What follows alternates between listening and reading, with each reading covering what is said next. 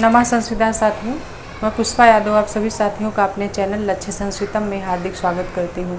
साथियों, हम अध्ययन कर रहे हैं डॉक्टर बाबूराम सक्सेना की पुस्तक संस्कृत व्याकरण प्रवेशिका। संस्कृत व्याकरण प्रवेशिका के आधार पर हम कारक विचार का अध्ययन कर रहे थे और कारक विचार में हम करण कारक तृतीय विभक्ति का अध्ययन कर रहे हैं। तो करण कारक तृतीय विभक्ति में हमने क्रम से साधकतम करणम, कर्तु कर्णयोस् तृतीया और दिवा कर्मचा संज्ञो अंतरस्याम कर्मणि, 4 सूत्रों का हमने अध्ययन कर लिया है और 4 सूत्रों में जितने उदाहरण हैं हमने सबको बता दिया है।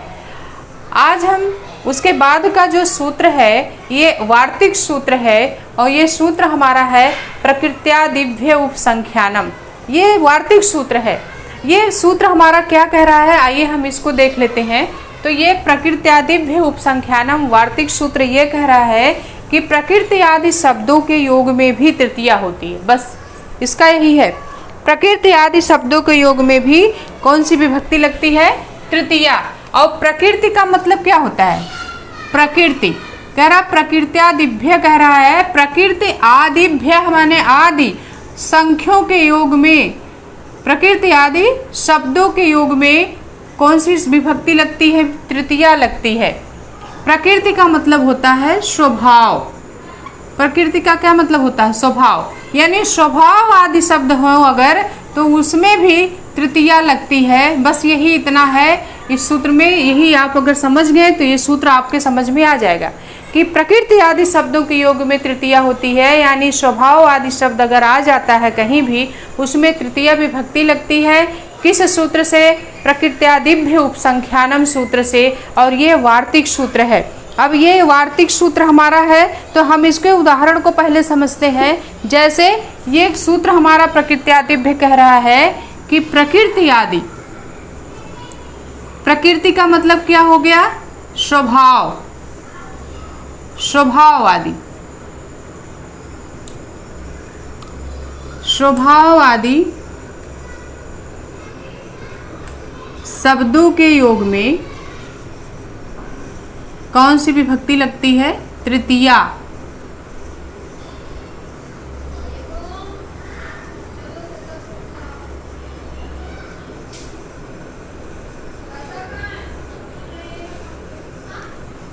प्रकृति आदि स्वभाव आदि शब्दों के योग में तृतीया होती है। अब हम इसको उदाहरण के द्वारा समझेंगे कि कैसे स्वभाव आदि। तो जैसे इसमें उदाहरण दिया है, हमारा पहला उदाहरण है प्रकृत्या दयालु। प्रकृत्या दयालु, प्रकृत्या दयालु। प्रकृत्या का मतलब क्या होता है, प्रकृत्या का मतलब क्या हो गया, स्वभाव। स्वभाव, स्वभाव से कैसा है, दयालु है। कोई व्यक्ति है जो वह स्वभाव से दयालु है, दयालु प्रवृत्ति का, सब पे दया करता है। तो यहाँ स्वभाव शब्द आया। स्वभाव शब्द यही कह रहा प्रकृत्यादिभ्य, प्रकृति आदि शब्द के योग में या स्वभाव के आदि शब्दों के योग में तृतीया होती है। तो कर्ता कोई है, नाम नहीं दिया है, बस दिया गया है प्रकृत्या दयालु। तो दयालुपना उसका स्वभाव है। उस व्यक्ति का स्वभाव क्या है, दया करना, दयालु। तो स्वभाव, जो शब्द स्वभाव है वो तृतीया में रखा जाता है। तो स्वभाव दयालु तो है लेकिन उसका स्वभाव कैसा है, दयालु। और स्वभाव शब्द में ही, प्रकृति शब्द में ही तृतीया होगी। इसीलिए यहाँ प्रकृत्या में तृतीया विभक्ति का एक वचन लगा है, प्रकृत्या। प्रकृत्या यानी स्वभाव से दयालु, स्वभाव से दयालु। और वैसे भी हिंदी में अगर हम देखें, स्वभाव से, ये से किसका है, से द्वारा, ये जो है करण कारक का चिन्ह है। से द्वारा किस चीज का चिन्ह है, किस कारक का चिन्ह है, करण कारक का चिन्ह है। और यहाँ इसका अर्थ भी प्रकृत्या का क्या हो गया, स्वभाव से। तो इसमें कौन सी विभक्ति लग गई, तृतीया लग गई। प्रकृत्या तृतीया का एक वचन है। और किस सूत्र से, प्रकृत्यादिभ्य उपसंख्यानम सूत्र से। यानी स्वभाव आदि शब्द में भी तृतीया विभक्ति लगती है। तो यह प्रकृत्या में तृतीया विभक्ति का एक वचन है। दूसरा उदाहरण क्या है, दूसरा उदाहरण दिया है नामना सुतीक्ष्णः चरितेन शान्तः। नामना सुतीक्ष्णः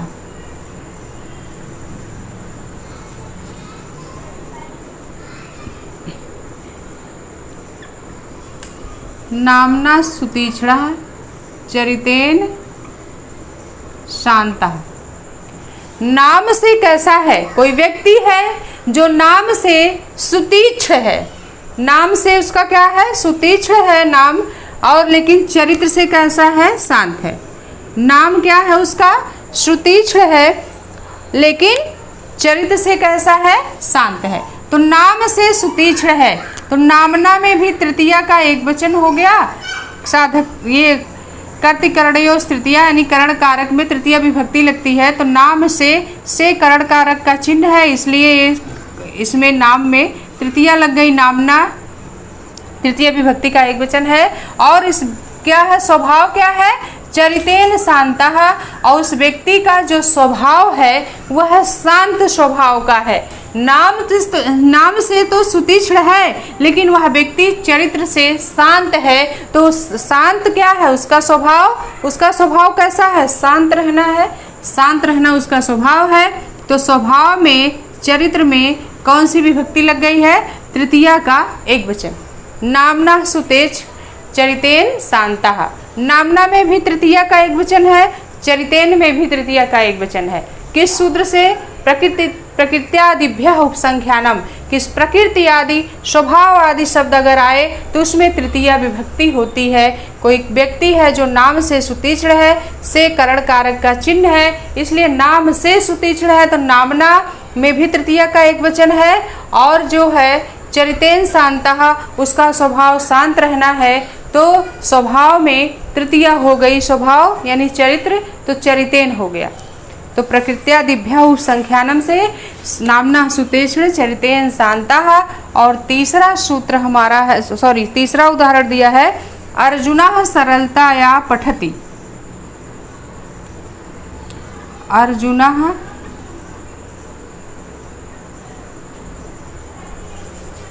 अर्जुनः सरलतया पठति।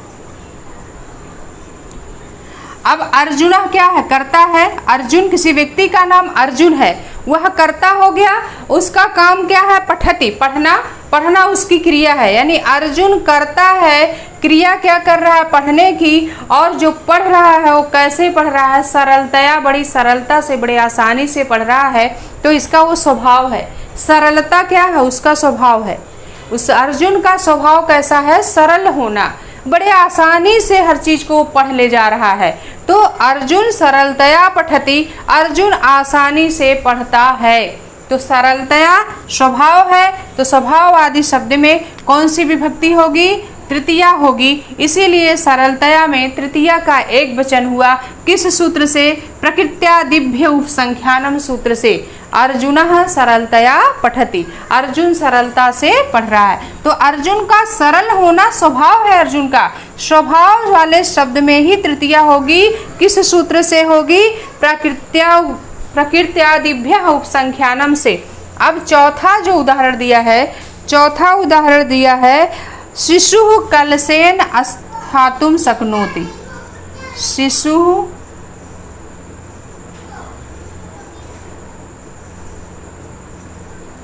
कलशेन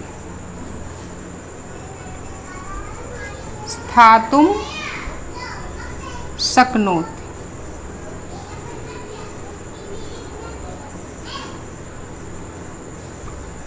शिशु कलशेन स्थातुं शक्नोति। बच्चा जो है कैसे खड़ा हो रहा है? बड़े कठिनाई से। बच्चा कठिनाई से स्थातुम माने खड़ा हो रहा है।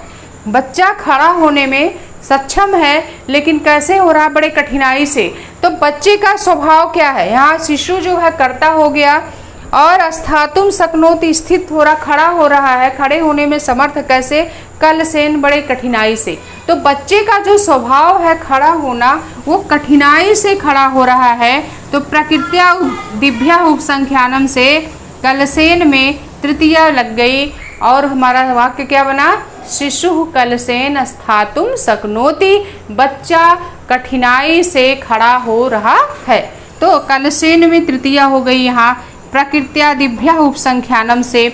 अर्जुन सरलतया पठति, सरलतया में तृतीया लग गई किस सूत्र से? प्रकृत्यादिभ्यः उपसंख्यानम से। नामना सुतेश्वर चरितेन शांतः, तो सरितेन में भी तृतीया लग गई किस सूत्र से? प्रकृत्यादिभ्यः उपसंख्यानम से। प्रकृत्या दयालु, जो व्यक्ति है वो दयालु स्वभाव का है, तो स्वभाव वाला शब्द कौन है? प्रकृत्य, तो प्रकृत्या में तृतीया का एक वचन है। तो इतने उदाहरण हैं प्रकृत्यादिभ्यः उपसंख्यानम के। जी प्रकृति आदि शब्द के योग में तृतीया होती है, तो प्रकृत्या दयालु, प्रकृत्या में तृतीया है। नामना सुतिक्षरा चरितेन शांता, तो नामना में भी तृतीया का एक वचन है, और चरित्र से शांत है, तो शांत रहना स्वभाव है, तो चरित्र में तृतीया हो गई। अर्जुन सरलतया पठति, अर्जुन जो है पढ़ रहा है लेकिन बड़े आसानी से पढ़ ले रहा है, तो सरलता से, तो उसका स्वभाव है सरलता से पढ़ना, तो सरलतया में तृतीया का एक वचन। शिशु कलसेन स्थातुम शक्नोति, बच्चा कठिनाई से खड़ा हो रहा है, तो बच्चे का खड़े होने का जो स्वभाव है वो बड़ी कठिनाई से खड़ा हो रहा है, तो इसमें कलसेन में कौन सी विभक्ति लग गई? तृतीया का एक वचन। तो ये रहा हमारा सूत्र। प्रकृत्यादिभ्यः उपसंख्यानम कह रहा है कि स्वभाव आदि शब्द के योग में भी तृतीय विभक्ति लगती है, और इसके अंतर्गत जैसे उदाहरण है प्रकृत्या दयालु, नामना सुतीक्ष्णा चरितेन शांता, अर्जुन सरलतया पठति, शिशु कलसेन स्थातुम शक्नोति। इस सूत्र को आप जैसे हमने परिभाषा लिखा, लिख के इसके सारे उदाहरणों को आप अपने नोट्स में नोट करते चलिए। अब हमारा अगला सूत्र जो है, हम अपने अगले सूत्र की तरफ चलते हैं। अगला हमारा सूत्र है, अच्छा इसी से संबंधित एक सूत्र और है, हम इसको यहीं बता देते हैं। इसी से संबंधित वो अभी हमें इसी तृतीय विभक्ति में आगे आएगा, लेकिन फिर भी हम दोनों सूत्रों को एक जगह इसलिए बता रहे हैं जिससे आपको कन्फ्यूजन ना हो, आसानी से पढ़ लें। तो एक सूत्र इसी में है इत्थम भूत लक्षणे। एक सूत्र क्या है? इत्थम भूत लक्षणे सूत्र है। इत्थम भूत लक्षणे सूत्र है। अब इत्थम भूत लक्षणे सूत्र हमारा क्या कह रहा है कि जब कोई विशेष चिन्ह से जाना जाता है तो उसमें भी तृतीया लगती है। जब कोई विशेष चिन्ह से जाना जाता है,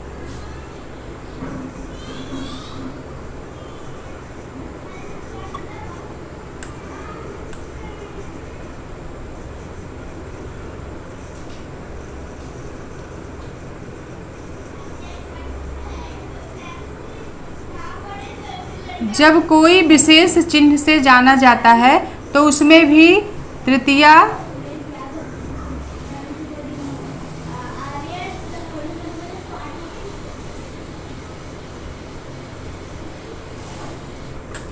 तृतीया विभक्ति लगती है। जैसे उदाहरण क्या है? जटाभि,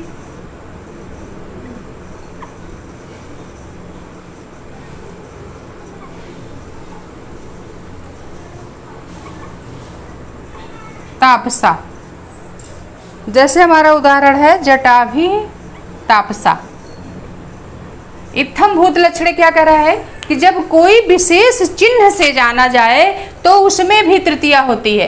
प्रकृत्यादिभ्यः उपसंख्यानम क्या कह रहा है? जब कोई स्वभाव आदि, प्रकृति आदि शब्द आ जाए, स्वभाव आदि शब्द आ जाए तो उसमें तृतीया होती है। जैसे अभी हमने सारे उदाहरणों को पढ़ा कि प्रकृत्या दयालु, नामना सुतीक्ष्णा चरितेन शांता, अर्जुन सरलतया पठति, शिशु कलसेन स्थातुम शक्नोति। ऐसे हमने चार उदाहरणों को पढ़ा। किस सूत्र के अंतर्गत ये चारों उदाहरण थे? प्रकृत्यादिभ्यः उपसंख्यानम, यानी स्वभाव आदि शब्द के योग में भी तृतीया होती है। और ये सूत्र हमारा तृतीय विभक्ति का है, लेकिन अभी आगे है, फिर भी हम ये सूत्रों को इस सूत्र को हम इसलिए बता दे रहे हैं जिससे आपको कन्फ्यूजन ना हो, दोनों सूत्रों को एक जगह समझ लीजिए। तो एक सूत्र इसी में दिया है इत्थम भूत लक्षणे। इत्थम भूत लक्षणे सूत्र हमारा कहता है कि जब कोई विशेष चिन्ह से जाना जाता है तो उसमें भी तृतीया लगती है। जैसे स्वभाव आदि शब्द के योग में तृतीया होती है किस सूत्र से? प्रकृत्यादिभ्य उपसंख्यानम से। वैसे ये सूत्र कह रहा है जटाभि तापसा, सॉरी ये इत्थम भूत लक्षणे, कि जब कोई विशेष चिन्ह से जाना जाए तो उसमें भी तृतीया होती है। जैसे उदाहरण क्या है? जटाभि तापसा, जटाओं से तपस्वी, जटाभि तापसा, जटाओं से क्या है? तपस्वी है। तो एक व्यक्ति है वो तपस्वी है, कैसे हम जान रहे हैं कि वो तपस्वी है? जटा रखाया है, बड़ी बड़ी जटाएं हैं उसकी और तपस्या कर रहा है। जटा से हम समझ गए ये जो व्यक्ति है ये तपस्वी है। तो ये उसका एक विशेष चिन्ह क्या है? जटा। जटाओं को रखाया, जटा बड़ा बड़ी जटाएं रखी है, बाल उसके बहुत बड़े बड़े हो गए, जटा रख लिया, वो जूड़ा बांधता है। तो उस जटा से हम ये लगा रहे हैं पता कि हाँ ये जो व्यक्ति है ये तपस्वी है। इसका विशेष चिन्ह क्या है? कि जटा रखाए हुए है, जटा रखा हुआ है, उसका वो विशेष चिन्ह है। तो हम विशेष चिन्ह से जब किसी व्यक्ति को जानते हैं तो उसमें हमें कौन सी विभक्ति लगती है? तृतीया विभक्ति लगती है। जैसे जटाभि तापसा, जटाओं से क्या है? तपस्वी है। तो हम उस व्यक्ति को तपस्वी समझ रहे हैं, लेकिन कैसे तपस्वी समझ रहे हैं? कौन सा चिन्ह देख के, कौन सी विशेषता हमने उसमें देख लिया कि उसको तपस्वी कह रहे हैं? तो जटाओं से तपस्वी है, क्योंकि वो बड़ा बड़ी जटा रखा है अपने पास, तो उसकी जटा को देख के हम कह रहे हैं ये तपस्वी है। और वो विशेष चिन्ह इत्थम भूत लक्षणे क्या कर रहा है? जब कोई विशेष चिन्ह से जाना जाए तब उसमें भी तृतीया लगती है। इसीलिए जो तपस्वी है, कोई व्यक्ति है जो तपस्वी है लेकिन उसका विशेष चिन्ह क्या है? जटा। तो जटा विशेष है, तो जटा विशेष होने के कारण उसमें तृतीया विभक्ति लग गई। जटाभि, जटाओं से, अब बहुवचन है, तृतीया का बहुवचन है जटाभि में, जटाभि में तृतीया का बहुवचन है। तो जटाओं से तपस्वी है। तो जो व्यक्ति तपस्वी है उसका विशेष चिन्ह क्या है? जटा है। तो उस विशेष में ही तृतीया लगेगी, इस चीज को ध्यान रखिएगा, विशेष चिन्ह में ही तृतीया लगती है। जैसे प्रकृत्यादिभ्य उपसंख्यानम सूत्र हमारा कह रहा था कि स्वभाव आदि शब्द में तृतीया होती है, तो स्वभाव में ही तृतीया होगी। जैसे अर्जुन सरलतया पठति, तो अर्जुन का स्वभाव सरल होना है, तो सरल होना में ही क्या लग गया? तृतीया लग गया, सरलतया हो गया। जैसे प्रकृत्या दयालु, व्यक्ति कोई है जो दयालु है, लेकिन कैसे है? स्वभाव से दयालु है, तो स्वभाव में ही तृतीया लग गई और हमारा शब्द बना प्रकृत्या। तो ऐसे जटा इत्थम भूत लक्षणे कह रहा है कि जब किसी व्यक्ति को हम विशेष चिन्ह से समझ लें, विशेष चिन्ह से जान लें, तो उस विशेष चिन्ह में तृतीया विभक्ति लगती है। तो जटाभि तापसा जैसे उदाहरण हमारा है, तो जो व्यक्ति तपस्वी है वह जटाओं से तपस्वी है, तो उस जटा में तृतीया विभक्ति लग गई। विशेष चिन्ह में ही तृतीया विभक्ति लगेगी, इस चीज को आपको ध्यान रखना है कि विशेष चिन्ह में ही तृतीया लगी। तो जटाओं से तपस्वी है, इसीलिए जटा में तृतीया विभक्ति लग गई। अब चूंकि जटाओं से तपस्वी है, बहुवचन का बोध हो रहा है, तो एक जटा थोड़ी ना होती है, जटाओं में बहुत सारे बाल होते हैं, बहुत सारी जटा ऐसे ऐसे बना लीजिए, जो तपस्वी हैं होती हैं, बहुत सारी जटाएं उनके सर में, तो इसलिए वहाँ बहुवचन का प्रयोग हो गया है। जटाओं में तपस्वी, जटाओं से तपस्वी, तो जटा में तृतीया का बहुवचन लग गया, जटाभि हो गया। तो विशेष चिन्ह क्या है व्यक्ति का? जटा। उस विशेष चिन्ह में ही तृतीया विभक्ति लग गई और हमारा शब्द बना जटाभि। जटाभि तापसा, जटाओं से तपस्वी है। अब आगे जो सूत्र हमारा अपवर्गे तृतीया है, इस सूत्र थोड़ा सा बड़ा है साथियों, इसका अध्ययन हम कल फिर से करेंगे। आज की क्लास हम यही समाप्त करना चाहते हैं। नमः संस्कृता साथियों, नमो नमः।